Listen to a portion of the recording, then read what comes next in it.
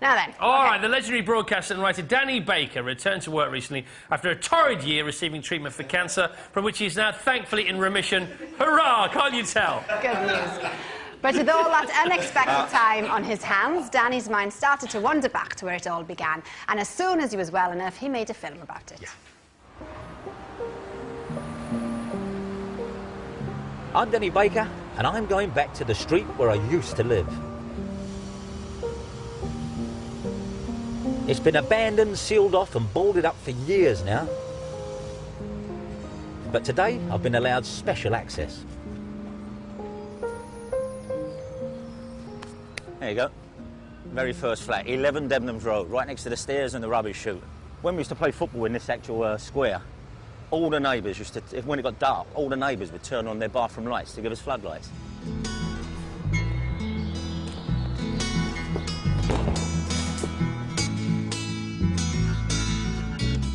Yes, I've still got it. I've still got it.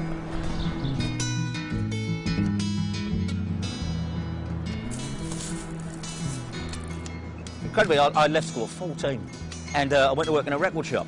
You know, I was pretty liberal with the stock and I used to stack them in my bedroom, but my albums started to make the front room ceiling actually bend a bit like this. I mean, the sturdy old flats, it shows you how many records I had. The kids who lived on the higher floors, if the ice cream man come round or anything else, this is what they used to go, Mum! Mum! And suppose it's, I don't know, Jimmy Knight. Jimmy Knight's mum, to identify with all the other mums. And she used to come out, what do you want? Looking down.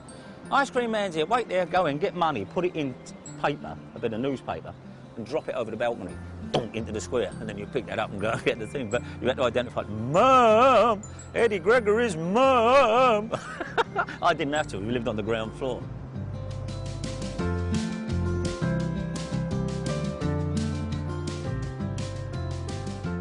There was no numbers 1 to 10 Debenhams Road, started at 11, odd numbers all the way through, and we were the very first one.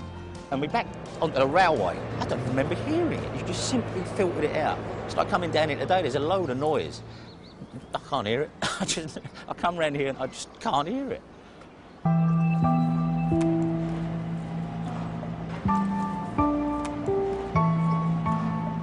We had a dog, he was a black mongrel called Imaginatively Blackie. We used to come, open the letterbox, say, come on boy, and he used to walk up, put his paw on thing, and then walk backwards and let us in the house. He'd run around the estate, and when he came back, he would knock at the door. Knock, knock, knock, sit with his paws up, just knocking the letterbox with his nose. We thought nothing of this at the time. Nobody believes us now, but our dog was a genius. My dad was a docker.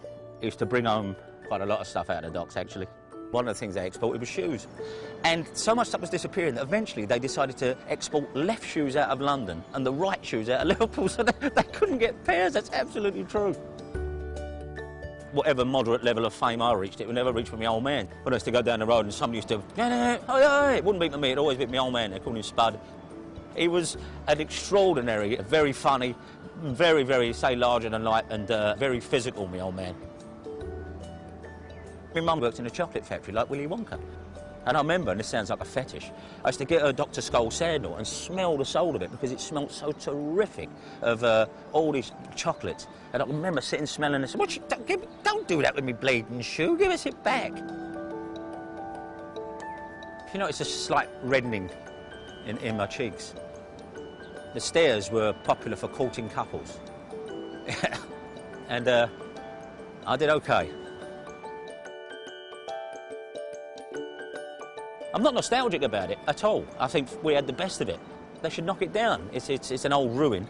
But while it's physically here, it wouldn't surprise me to hear someone in a minute come bursting out from these steel shutters going, Mum! Mum!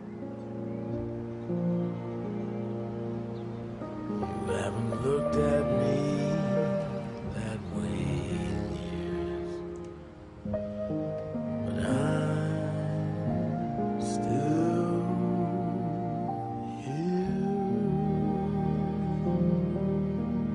That made me moody. Real signature, real story, real footage of your dad. Yeah, that's the funny thing was when we did that, the production team here said, could you give us some old photos of you in the flats? I said, there are none. Nobody took photos in the flats. Nobody took photos in your front room. Few on holiday, you know, but there are no photographs. But my dad was a docker and he got a cine camera out of the docks, as they did.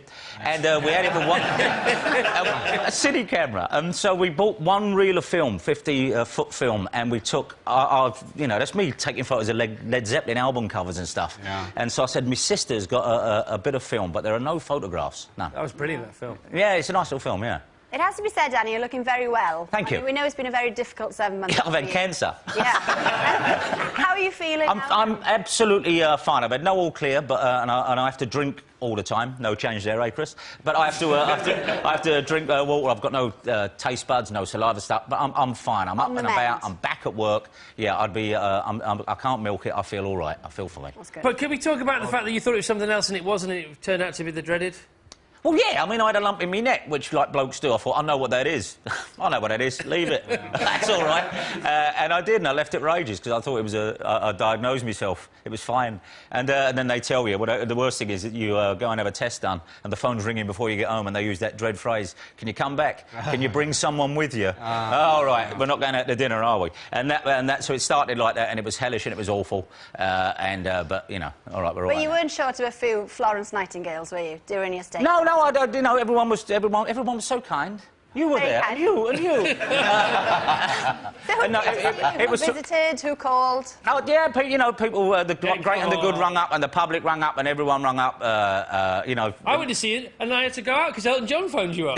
There was a little of that. And I've got a bit of a past with people. Well, I lived with Elton for 3 years, before he came out, of course. Yeah. And so, of course, he came to see me, you know. You know, I'm not saying anything, but have a look at the father's eyes of his little child. Anyway, yeah,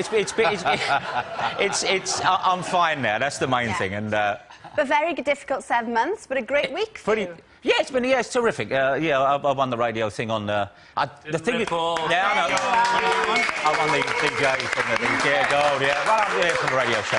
But against that, and I'm not being churlish or cynical and I don't want to knock it back, but had I not, you know, had cancer for the previous 7 months, would I have won it? I don't know. Was it a sympathy sonnet? I don't know. No, I don't want to knock it back, but that's always in it. Now, you're a big talker. If we let you interview Ringo, you'd be here till midnight. We could all stay and watch and listen, but we're not going to allow you that. We're going to allow you one question to Ringo Starr, Danny. What's it going to be? OK. 1964, you had to have your tonsils out. I did. The Beatles had a little tour of Scandinavia. So, Jimmy Nicol. For a while, it was John, Paul, George and Jimmy. How do you feel about the fact that they got someone else in for that 3 weeks? Did you worry? I thought it was really miserable of them. Did you? Did you really? I did, but, you know, the tour has to go on. Yeah, but did you think, that's it, I'm out? No. Oh, no, I never thought that. Yeah. And as soon as I got out of hospital, I got on a plane, went to Australia. Yeah. That's a hell of a flight when you just get out of hospital.